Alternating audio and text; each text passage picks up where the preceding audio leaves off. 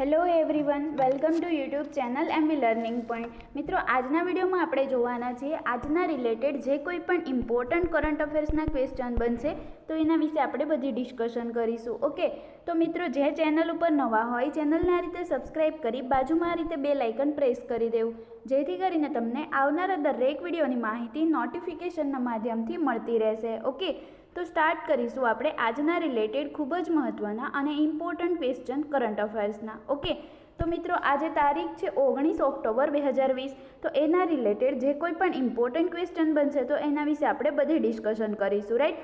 તો સૌથી પહેલો ક્વેશ્ચન છે કે તાજેતરમાં જ કયા મંત્રાલયે ઓપરેશન ગ્રીનની શરૂઆત કરી છે? તો એ તાજેતરમાં જ કરી દીધી છે ખાદ્ય મંત્રાલયે, એટલે કે ફૂડ પ્રોસેસિંગ મિનિસ્ટ્રી દ્વારા. ઓકે, તો જે ખાદ્ય મંત્રાલય છે એમના દ્વારા તાજેતરમાં જ આ જે ઓપરેશન ગ્રીન છે એની શરૂઆત કરી દેવામાં આવી છે. તો આ મિત્રો યાદ રાખવાનું છે. હવે આની શરૂઆત શું કામ કરવામાં આવી છે ઓપરેશન ગ્રીનની? તો જે એમનો હેતુ શું છે એ આપણે જાણી લઈએ કે જે ખેડૂતો છે તો એમની જે ઉપજ થાય છે તો એનું સાચું મૂલ્ય આપી શકાય એના માટે ખાદ્ય મંત્રાલય દ્વારા ઓપરેશન ગ્રીનની શરૂઆત કરવામાં આવી છે. ઓકે, હવે આપણે એને સમજીએ થોડું કે જે ભારતની પ્રથમ કિસાન રેલ છે, તમને ખ્યાલ હશે આપણે આગળ પણ વાત કરેલી છે કે જે ભારતની પ્રથમ કિસાન રેલ છે એ ક્યાંથી ક્યાં ચલાવવામાં આવી છે? તો આ ચલાવવામાં આવી છે નાસિકના દેવલાલીથી લઈને બિહારના દાનાપુર સુધી, રાઈટ. તો આ જે કિસાન રેલ શું કામ ચલાવવામાં આવી છે? તો જે કૃષિ પ્રોડક્ટ છે, ઓકે, એટલે કે જે ખેતીની જે કોઈ પણ પ્રોડક્ટ છે તો એ જલ્દીથી ખરાબ થઈ જાય તો એના માટે અમુક જે હોય છે કૃષિ પ્રોડક્ટ એ જલ્દીથી ખરાબ થઈ જાય છે. ઓકે, તો એના માટે આ જે કિસાન રેલ છે એ શું કરે છે તો કે એક સ્થાનેથી બીજા સ્થાને જલ્દીથી આ કૃષિની જે કોઈ પણ પ્રોડક્ટ હશે એને પહોંચાડવાનું કામ કરશે કિસાન રેલ. ઓકે, અને જેટલી જલ્દીથી આ જે કૃષિ પ્રોડક્ટ છે એટલે કે ખેતીની જે કોઈ પણ પ્રોડક્ટ છે એ જેટલી જલ્દી પહોંચાડવામાં આવશે એટલું એને નુકસાન થતું બચાવી શકાશે. ઓકે, એટલે આ પ્રોડક્ટ જે છે એ ખરાબ પણ નહીં થાય એટલા માટે આ કિસાન રેલ ચલાવવામાં આવી છે. હવે આ જે છે આ ઓપરેશન ગ્રીન અંતર્ગત આ જે ખેડૂતો છે એમને 50% સબસિડી પણ આપવામાં આવશે, રાઈટ. તો આટલું તમારે યાદ રાખવાનું છે. બીજી વાત કરીએ, ફૂડ મંત્રાલયની વાત આવે છે તો ખાદ્ય મંત્રાલયના આપણા પ્રેઝન્ટ ટાઈમના મંત્રી કોણ છે? તો એ છે નરેન્દ્રસિંહ તોમર. ઓકે, અહીંયાથી મિત્રો યાદ રાખજો, નરેન્દ્રસિંહ તોમર જે છે એ આપણા પ્રેઝન્ટ ટાઈમના કેન્દ્રીય કૃષિ મંત્રી છે. કોણ છે? કેન્દ્રીય કૃષિ મંત્રી છે. પરંતુ આ જે મિનિસ્ટ્રી ઓફ ફૂડ પ્રોસેસિંગ છે તો એમનો વધારાનો ચાર્જ એટલે કે એડિશનલ ચાર્જ આપવામાં આવ્યો છે નરેન્દ્રસિંહ તોમરને. તો શું કામ વધારાનો ચાર્જ આપવામાં આવ્યો છે?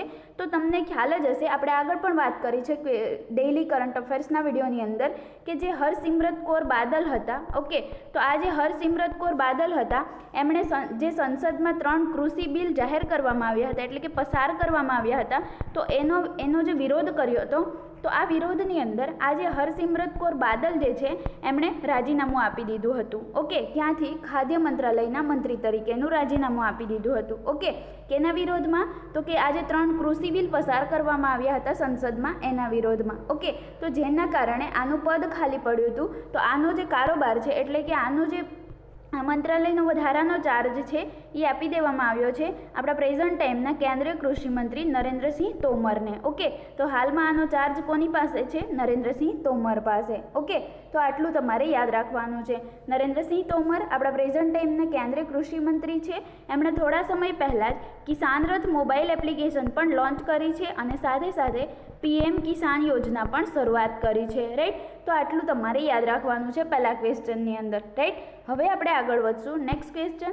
તો નેક્સ્ટ ક્વેશ્ચન છે તાજેતરમાં જ વાઇલ્ડ લાઈફ એવોર્ડ જીતનાર પ્રથમ ભારતીય મહિલા કોણ બની છે? મિત્રો અહીંયા યાદ રાખજો, પ્રથમ ભારતીય મહિલા પૂછવામાં આવ્યું છે. ઓકે, તો આ જે વાઇલ્ડ લાઈફ એવોર્ડ જે છે એ જીતનાર પ્રથમ ભારતીય મહિલા બની ગયા છે ઐશ્વર્યા શ્રીધર. ઓકે, તો આ એવોર્ડ જે છે એટલે કે આ જે 2020 વાઇલ્ડ લાઈફ એવોર્ડ છે એ ઘણી બધી કેટેગરીમાં આપવામાં આવે છે. તો આ જે ઐશ્વર્યા શ્રીધર છે એમને ઇન્વર્ટેબલ બિહેવિયર, યાદ રાખજો અહીંયાથી ઇન્વર્ટેબલ બિહેવિયર કેટેગરી જે છે એની અંદર એમને આ એવોર્ડ આપવામાં આવ્યો છે. ઓકે, અને સૌથી બેસ્ટ ફોટોગ્રાફરની અંદર એમને આ એવોર્ડ આપવામાં આવ્યો છે. અલગ અલગ દેશોના જે 50,000 ઓકે 50K એટલે કે 50,000 જેટલા ફોટામાંથી ઐશ્વર્યા શ્રીધરનો જે ફોટો છે એમને સિલેક્ટ કરવામાં આવ્યો છે. એમનો ફોટો તમે નેટ ઉપર સર્ચ કરીને જોઈ શકો છો. એમને કયો ફોટો પાડ્યો હતો તો એક ઝાડ છે અને એવી રીતે આકાશ છે અને એમાંથી વરસાદ પડતો હોય એવી રીતે એક ફોટો સિલેક્ટ કર્યો છે. ઓકે, એક ફોટો ક્લિક કર્યો છે, એને સિલેક્ટ કરવામાં આવ્યો છે. તો આ ફોટાનું નામ છે લાઇટ્સ ઓફ પેશન. શું નામ છે? Lights of passion. ઓકે, તો આ તમારે યાદ રાખવાનું છે. ઐશ્વર્યા શ્રીધરને ઇન્વર્ટેબલ બિહેવિયર કેટેગરીની અંદર એમને વાઇલ્ડ લાઈફ એવોર્ડ આપવામાં આવ્યો છે. ઓકે, અને આ એવોર્ડ મેળવનાર ભારતના પ્રથમ મહિલા પણ બની ગયા છે અને એમના ફોટાનું નામ શું છે? Lights of passion. ઓકે, અને માત્ર 23 વર્ષના છે અને ક્યાંથી બિલોંગ કરે છે? મુંબઈ, મહારાષ્ટ્રથી. રાઈટ, આટલું તમારે યાદ રાખવાનું છે. હા, તો થયું ફક્ત ભારતની વાતો, પરંતુ ઓવરઓલ સર્વે ટાઇટલની વાત કરીએ તો એમાં જીત્યા છે સર્ગેઈ ગોર્સ્કોવ. ઓકે, તો આ જે છે એ ક્યાંના છે? રશિયાના છે. રાઈટ, તો ઓવરઓલ સર્વે જે થાય છે એનો જે ગ્રાન્ડ સર્વે ટાઇટલ છે એ જીતી લીધો છે. કોણે? તો કે સર્ગેઈ ગોર્સ્કોવે. રાઈટ, તો એમને શેના માટેનો એવોર્ડ આપવામાં આવ્યો છે? તો સર્ગેઈ ગોર્સ્કોવ જે છે એમને બિહેવિયર ઇન્વર્ટેબ્રેટ્સ જે છે એની કેટેગરીમાં આપવામાં આવ્યો છે. રાઈટ, તો આટલું તમારે યાદ રાખવાનું છે. બીજી વાત કરીએ તો આ જે સર્ગેઈ ગોર્સ્કોવ છે એમનો ફોટો કયો હતો?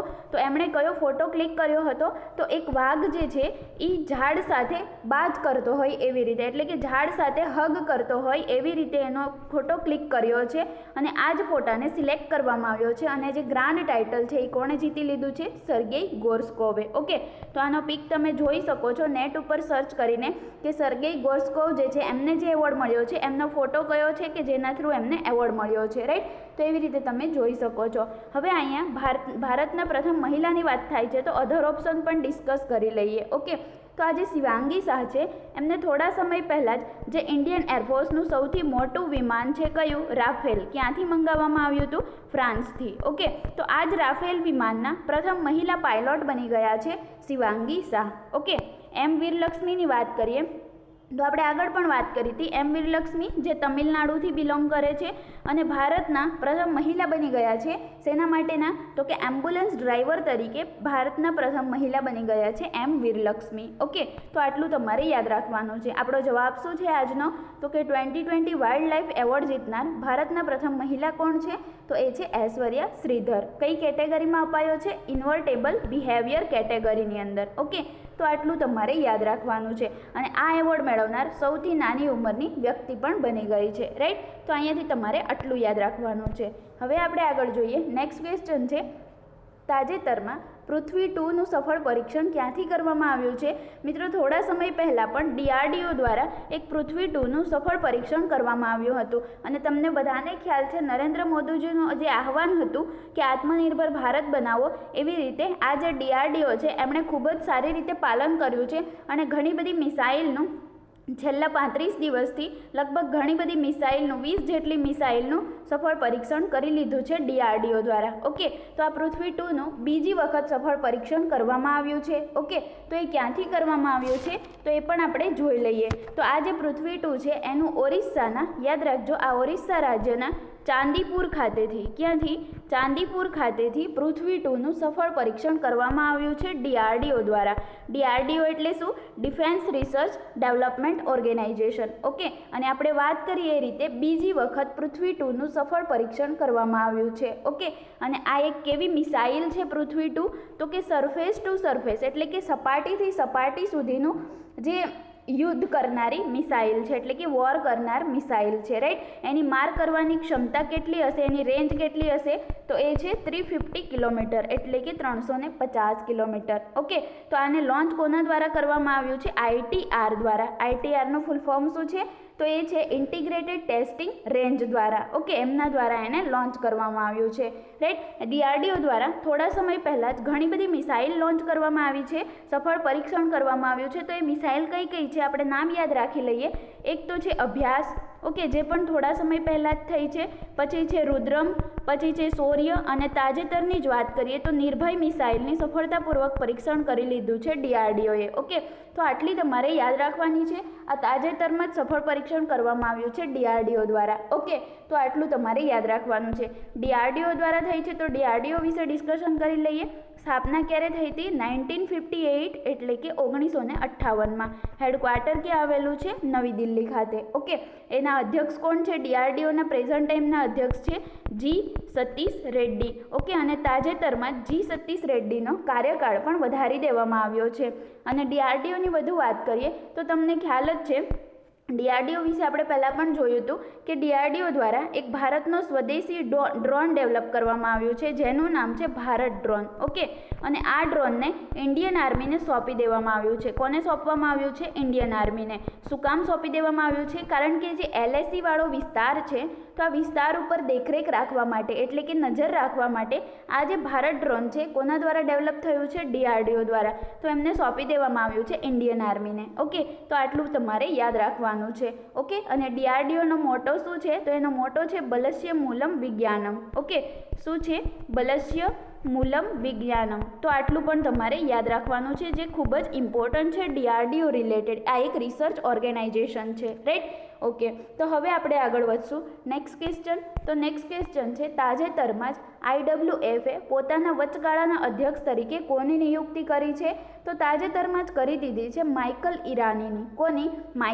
માઇકલ ઈરાનીની વચગાળાના અધ્યક્ષ તરીકે, એટલે કે થોડા સમય માટે IWF પોતાના વચગાળાના અધ્યક્ષ તરીકે નિમણૂક કરી છે માઇકલ ઈરાનીની. ઓકે, IWF એટલે શું? તો કે ઇન્ટરનેશનલ રેસલિંગ ફેડરેશન. ઓકે, એના જે અધ્યક્ષ છે એમના વચગાળા તરીકે એટલે કે વચગાળા ટૂંક સમય માટેના અધ્યક્ષ તરીકે નિમણૂક કરી લેવામાં આવી છે માઇકલ ઈરાનીની. ઓકે, હવે IWFના અધ્યક્ષ છે તો ઇન્ટરનેશનલ રેસલિંગ ફેડરેશન, એની સ્થાપના ક્યારે થઈ હતી? 1905માં. ઓકે, હેડક્વાર્ટર ક્યાં આવેલું છે? તો હેડક્વાર્ટર આવેલું છે બુડાપેસ્ટની અંદર, અને બુડાપેસ્ટ જે છે એ હંગરીનું કેપિટલ છે, રાઈટ? તો અહીંયાથી તમારે આટલું યાદ રાખવાનું છે. અધર ઓપ્શનની વાત કરીએ તો તાજેતરમાં જ આજે ગુરદીપસિંહ છે એમને NTPCના CMD તો હતા જ, પરંતુ એમનો કાર્યકાળ પણ વધારી દેવામાં આવ્યો છે, રાઈટ? તો આટલું તમારે યાદ રાખવાનું છે. ઓકે, હવે આપણે આગળ જોઈએ નેક્સ્ટ ક્વેશ્ચન. તો નેક્સ્ટ છે, તાજેતરમાં જ કઈ રાજ્ય સરકારે મિશન શક્તિ યોજનાની ઘોષણા કરી છે?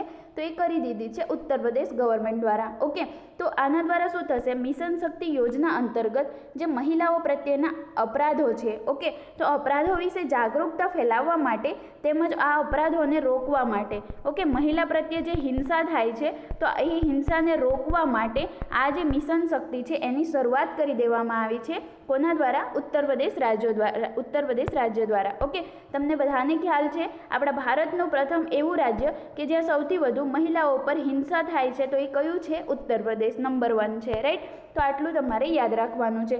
હવે ઉત્તર પ્રદેશ છે તો એના વિશે જાણી લઈએ. ઉત્તર પ્રદેશની કેપિટલ શું છે? તો એ છે લખનઉ.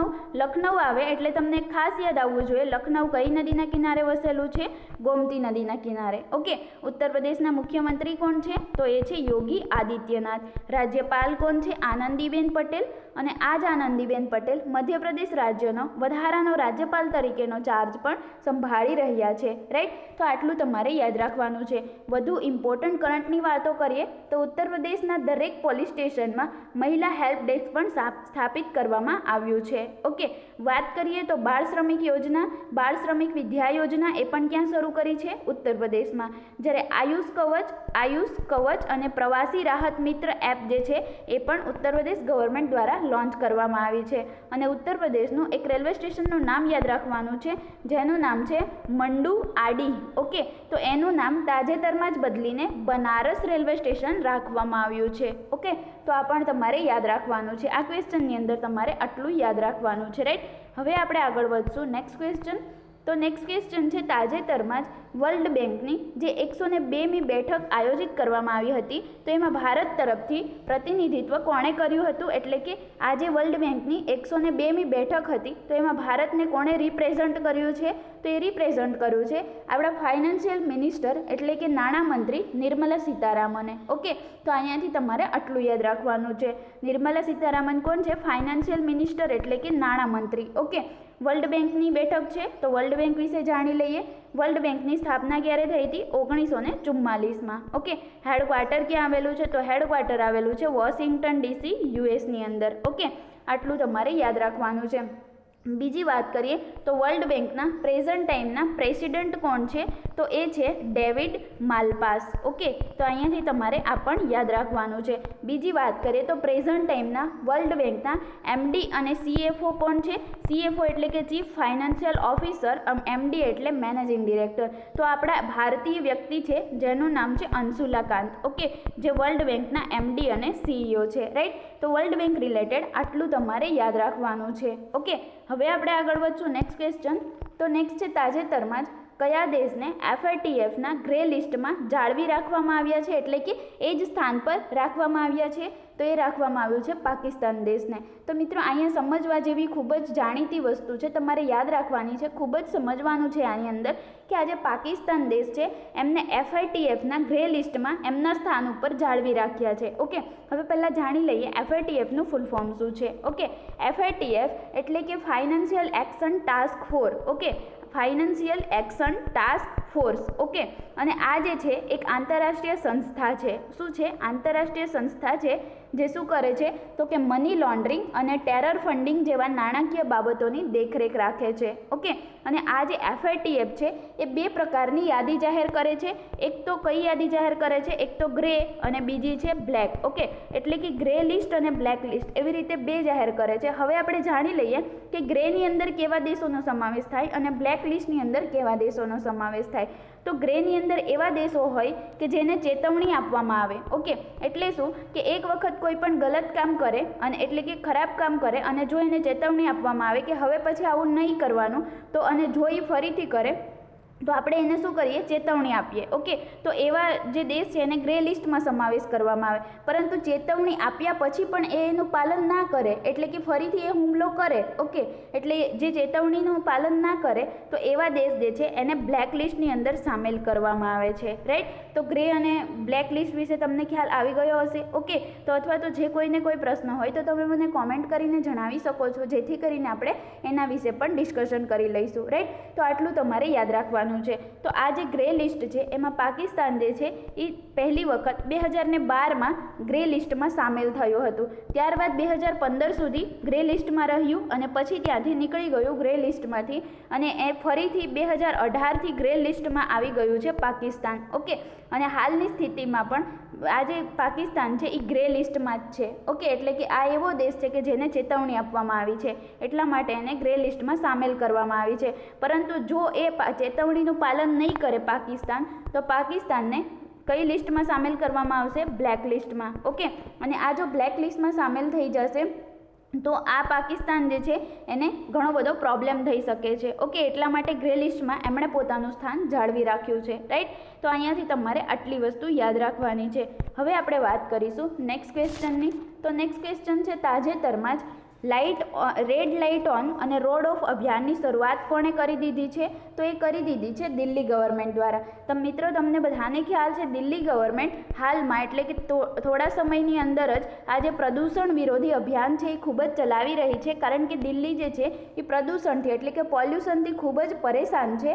તો આ અભિયાન અંતર્ગત એમનો શું હેતુ છે? લાઇટ ઓન રોડ ઓફ, એટલે કે જ્યારે તમારી રેડ લાઇટ જે છે એ આ અભિયાન અંતર્ગત શું થશે તો કે રેડ લાઇટ ગાડી જે છે એ બંધ કરવી પડશે, જેથી કરીને થોડી સેકન્ડો માટે પણ હજારો લાખો ગાડી જે છે એ રેડ લાઇટ પર બંધ રહેશે તો પર્યાવરણમાં પણ થોડી ઘણી અસર જોવા મળશે. એના કારણે આ અભિયાનની શરૂઆત કરવામાં આવી છે. શું કામ? તો કે જો ઘણી વખત શું થાય છે તો કે રેડ લાઇટ જે છે ઓન કરવામાં આવશે તો એટલા સમય માટે રોડ જે છે એ ઓફ રહેશે, એટલે કે ભલે 5-6 સેકન્ડ અથવા તો ગમે એટલી સેકન્ડ, પણ એટલી સેકન્ડ માટે પણ પર્યાવરણને અસર કરશે. ઓકે, એટલે કે અસર જોવા મળશે, જેના કારણે પ્રદૂષણ સામે લડી શકશે. તો દિલ્હી ગવર્મેન્ટનો હેતુ શું છે કે પ્રદૂષણ ઘટાડવું, એટલા માટે આ પ્રયત્નો કરી રહી છે. તમને બધાને ખ્યાલ છે કે વાતાવરણ માટે પ્રદૂષણથી બચવા આ નિર્ણય લેવાયો છે દિલ્હી ગવર્મેન્ટ દ્વારા. દિલ્હી ગવર્મેન્ટ દ્વારા ઘણી બધી યોજના પણ લોન્ચ કરવામાં આવી છે પ્રદૂષણ વિરોધી. એક તો છે ઓડ ઇવન યોજના. કઈ છે? ઓડ ઇવન યોજના પ્રદૂષણના નિવારણ માટે. અને બીજી વાત કરીએ તો એમણે ઇલેક્ટ્રિક વાહનોને જે રોડ ટેક્સ છે એમાંથી પણ મુક્તિ આપી દીધી છે. હવે રોડ ટેક્સમાંથી મુક્તિ આપી એના પાછળનું કારણ શું છે તો કે દિલ્હી ગવર્મેન્ટનું માનવું છે કે જો રોડ ટેક્સમાંથી ઇલેક્ટ્રિક વાહનોને જો મુક્તિ આપવામાં આવે તો ઘણા લોકો રોડ ટેક્સથી બચવા માટે ઇલેક્ટ્રિક વાહનોની ખરીદી કરી શકે છે, જેથી કરીને પોલ્યુશન ઓછું થઈ શકે. એટલે કે બધા જો ઇલેક્ટ્રિક વાહનો વાપરશે તો પ્રદૂષણ જે છે એ ઓટોમેટિક ઓછું થઈ જશે, જેના કારણે ઇલેક્ટ્રિક વાહનોનો રોડ ટેક્સ જે છે એમાંથી પણ મુક્તિ આપી દીધી છે જે લોકો ઇલેક્ટ્રિક વાહનો ચલાવશે એમને. ઓકે, બીજું તો કે પ્રદૂષણના નિવારણ માટે દિલ્હી ગવર્મેન્ટે, તમને બધાને ખ્યાલ છે આપણે જોયું તો વૃક્ષ પ્રત્યારોપણની નીતિ પણ અપનાવી છે. ઓકે, બીજી વાત કરીએ તો ભારતનો પ્રથમ ઈ વાહન ચાર્જિંગ પ્લાઝા ક્યાં સ્થાપિત કરવામાં આવ્યો છે? દિલ્હીમાં. ઓકે, અને દિલ્હી કઈ નદીના કિનારે વસેલું છે? યમુના નદીના કિનારે. અને આ જ યમુના નદી ઉપર સિગ્નેચર બ્રિજ આવેલો છે અને આ જ સિગ્નેચર બ્રિજનું ઉદ્ઘાટન 2018માં કરવામાં આવ્યું હતું. કોના દ્વારા? તો દિલ્હીના મુખ્યમંત્રી એટલે કે દિલ્હીના સીએમ અરવિંદ કેજરીવાલ દ્વારા. ઓકે, તો આ અરવિંદ કેજરીવાલને 2006માં રેમન મેગ્સેસે એવોર્ડથી પણ સન્માનિત કરવામાં આવ્યા હતા. રાઈટ, તો આટલું તમારે યાદ રાખવાનું છે દિલ્હી રિલેટેડ ક્વેશ્ચનની અંદર. ઓકે, દિલ્હી જે છે એ એક યુટી છે એટલે કે કેન્દ્ર શાસિત પ્રદેશ છે. ઓકે, હવે આપણે આગળ વધશું નેક્સ્ટ ક્વેશ્ચન. તો નેક્સ્ટ ક્વેશ્ચન છે તાજેતરમાં જ કઈ બેંકે સૌથી ગરીબ દેશોને કોવિડ-19 મહામારીથી લડવા માટે 25 મિલિયન જેટલા અમેરિકી ડોલર ઉપલબ્ધ કરવાનો પ્રસ્તાવ મૂક્યો છે? તો મિત્રો અહીંયા ખૂબ જ સમજવા જેવી વાત છે કે તમને બધાને ખ્યાલ છે હમણાં કોવિડ-19 મહામારી દરમિયાન ઘણા લોકો બેરોજગાર થઈ ગયા છે. ઓકે, તો એમને લડવા માટે એટલે કે એવા સૌથી જે લોકો ગરીબ દેશ છે તો એવા દેશોને કોવિડ-19 મહામારીથી બચવા માટે એટલે કે લડવા માટે 25 મિલિયન જેટલા અમેરિકી ડોલર જે છે એ ઉપલબ્ધ કરાવવાનો પ્રસ્તાવ મૂક્યો છે. તો એ મૂકી દીધો છે વર્લ્ડ બેન્કે. ઓકે, તો અહીંયાથી યાદ રાખજો વર્લ્ડ બેંક છે તો વર્લ્ડ બેંક વિશે આપણે આગળના ક્વેશ્ચનમાં જ વાત કરી ગયા. સ્થાપના થઈ હતી 1944માં, પરંતુ એની સંચાલન ક્યારથી શરૂ કરવામાં આવ્યું? 1945થી. ઓકે, તો આટલું તમારે યાદ રાખવાનું છે. પ્રેઝન્ટ ટાઈમના અધ્યક્ષ કોણ છે? તો ડેવિડ મલ્પાસ, જે આપણે વાત કરી 13મા ક્રમના છે અને પોતે યુએસએથી બિલોંગ કરે છે. ઓકે, અને વર્લ્ડ બેંકના જે નવા મુખ્ય અર્થશાસ્ત્રી છે એમનું નામ છે કાર્મેન રેઇનહાર્ડ. ઓકે, શું નામ છે? કાર્મેન રેઇનહાર્ડ, જે નવા અર્થશાસ્ત્રી તરીકે નિમણૂક થઈ છે. રાઈટ, તો આટલું તમારે યાદ રાખવાનું છે. અને ભારતની અંશુલાકાંત આપણે પહેલાં જ વાત કરી કે જેમને વર્લ્ડ બેંકના CFO અને MD તરીકે નિયુક્ત કરવામાં આવ્યા છે. ઓકે, હવે આપણે વાત કરીએ તો આ જે વર્લ્ડ બેંક છે એમના દ્વારા એક રિપોર્ટ જાહેર કરવામાં આવે છે. ઓકે, અને એમાં એમણે કીધું છે, એટલે યાદ રાખજો થોડા સમય પહેલાં જ એમણે એક રિપોર્ટ જાહેર કર્યો હતો તો એની અંદર એમણે કીધું છે કે ઘણા સમયથી આજે કોવિડ-19 મહામારીના કારણે ઘણા સમયથી શાળા અને કોલેજો જે છે એ બંધ હોવાથી ભારત જે છે એને 400 અરબ અમેરિકી ડોલર જેટલું નુકસાન થઈ શકે છે એવું આ રિપોર્ટમાં જણાવવામાં આવ્યું છે. તમને એક્ઝામની અંદર પૂછાય કે કઈ બેંકે અથવા તો કઈ બેંકે રિપોર્ટ જાહેર કર્યો છે કે જેમાં કહેવામાં આવ્યું છે કે ઘણા સમયથી શાળા કોલેજો બંધ હોવાથી ભારત દેશને 400 અરબ અમેરિકી ડોલર જેટલું નુકસાન થઈ શકે છે. તો એ છે વર્લ્ડ બેંકના રિપોર્ટ અનુસાર. ઓકે, તો આટલું તમારે યાદ રાખવાનું છે. બીજી વાત કરીએ તો વર્લ્ડ બેંક દ્વારા એક ઇન્ડેક્સ જાહેર કરાય છે doing business index report. Okay, અને આ જે ઇન્ડેક્સ છે તો આ ઇન્ડેક્સની ઉપર તાજેતરમાં જ પ્રતિબંધ મૂકવામાં આવ્યો છે. શું કામ પ્રતિબંધ મૂકવામાં આવ્યો છે?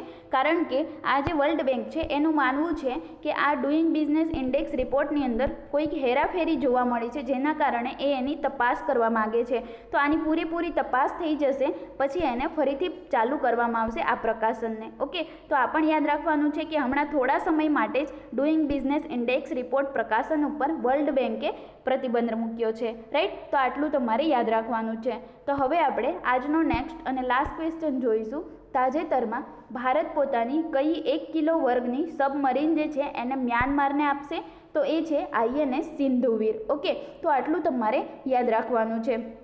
ઓકે, તો અહીંયાથી આપણે જોઈએ તો INS સિંધુવીર. ઓકે, ભારત જે છે એ તાજેતરમાં જ 1 કિલોગ્રામની કેટેગરીમાં જે INS સિંધુવીર આવે છે તો એની વહેંચણી કરવાનું વિચારી રહ્યું છે અને એ કોને આપશે? મ્યાનમારને. ઓકે, તો અહીંયાથી તમારે આટલું યાદ રાખવાનું છે, મ્યાનમારને આપશે. તો મ્યાનમાર વિશે જાણી લઈએ. કેપિટલ શું છે મ્યાનમારની? તો એનું નામ છે નાઈપીડુ. ઓકે, શું નામ છે કેપિટલનું? નાઈપીડુ. કરન્સી છે, યાદ રાખજો, કરન્સી છે મ્યાનમારી ક્યાત. ઓકે, પ્રેઝન્ટ ટાઈમના મ્યાનમારના પ્રેસિડેન્ટનું નામ શું છે? તો એ છે વિન મિન્થ. ઓકે, તો આ પણ તમારે યાદ રાખવાનું છે. અને દરેક દેશો વચ્ચે એક એક એક્સરસાઇઝ હોય છે અથવા તો વધુ પણ હોય છે. તો મ્યાનમાર અને ઇન્ડિયા, ઓકે, મ્યાનમાર અને આપણા ભારત દેશ વચ્ચે જે એક્સરસાઇઝ છે એનું નામ છે ઇમ્બેક્સ. ઓકે, અથવા તો તમે એવી રીતે પણ યાદ રાખી શકો, આઈ ફોર ઇન્ડિયા અને એમ ફોર મ્યાનમાર. ઓકે, તો ઇમ્બેક્સ જે છે એ ભારત અને મ્યાનમારની એક મિલિટરી એક્સરસાઇઝ છે. ઓકે, તો આ પણ તમારે યાદ રાખવાનું છે. હવે અહીંયાથી આપણે 18 ઓપ્શનની વાત કરીએ તો આ જે INS વિરાટ છે એમને 30 વર્ષથી વધુ સર્વિસ આપવા બદલ ગુજરાતમાંથી એમનો વિનાશ કરી દેવામાં આવ્યો છે. INS વિરાટનો. ઓકે, એમણે કેટલા વર્ષ સર્વિસ આપી છે? 30 વર્ષથી પણ વધુ સર્વિસ આપી છે અને તાજેતરમાં જ એનો વિનાશ કરી દેવામાં આવ્યો છે ગુજરાતમાંથી. રાઈટ. હવે વાત કરીએ INS એરાવતની. તો આ ખૂબ જ ઇમ્પોર્ટન્ટ છે INS એરાવત, કારણ કે તમને બધાને ખ્યાલ છે, આપણે આગળ પણ વાત કરેલી છે, જે મેડાગાસ્કર દેશ છે તો આ દેશની અંદર એક વખત ચક્રવાત આવ્યું હતું. બરાબર. તો આ જે ચક્રવાતના કારણે ઘણા લોકો ફસાઈ ગયા હતા. ઓકે, તો આ જે ફસાયેલા લોકો છે તો એમને મદદ કરવા માટે ઇન્ડિયન નેવી દ્વારા, ઓકે, યાદ રાખજો, આ ફસાયેલા લોકોને ઇન્ડિયન નેવી દ્વારા એક ઓપરેશન ચલાવવામાં આવ્યું હતું જેનું નામ છે ઓપરેશન વેનીલા. ઓકે, તો આ ઓપરેશન વેનીલા અંતર્ગત, એટલે કે આ ઓપરેશન વેનીલા ચલાવવામાં આવ્યું હતું. તો આ ઓપરેશન વેનીલાની અંદર INS એરાવતને મોકલવામાં આવ્યું હતું, એટલે કે ચલાવવામાં આવ્યું હતું. ઓકે, તો એના માટે જ INS એરાવત ઇમ્પોર્ટન્ટ છે, ફસાયેલા લોકોને બહાર કાઢવા માટે ઓપરેશન વેનીલા અંતર્ગત મોકલવામાં આવ્યું હતું INS એરાવત. ઓકે, હવે એક ઓપ્શન બચે છે INS ખંડેરી. તો INS ખંડેરીની વાત કરીએ તો INS ખંડેરીને ગયા વર્ષે, એટલે કે 2019માં જ ઇન્ડિયન નેવીની અંદર સમાવેશ કરવામાં આવ્યો છે. ઓકે, તો અહીંયાથી તમારે આટલું યાદ રાખવાનું છે. તો આજના આપણા ખૂબ જ ઇમ્પોર્ટન્ટ અને મહત્ત્વના ક્વેશ્ચન અહીંયા કમ્પ્લીટ થાય છે. જો વિડીયો તમને ગમ્યો હોય તો વિડીયોને એક લાઇક કરી દો મિત્રો, સાથે સાથે તમારા સ્ટડી રિલેટેડ ગ્રુપમાં એક શેર પણ કરી દો અને ચેનલને સબસ્ક્રાઇબ કરી બાજુમાં બેલ આઇકન પ્રેસ કરી દેવું, જેથી કરીને તમને આવનારા દરેક ઇમ્પોર્ટન્ટ વિડીયોની માહિતી સૌથી પહેલાં નોટિફિકેશનના માધ્યમથી મળતી રહેશે. Okay, thank you.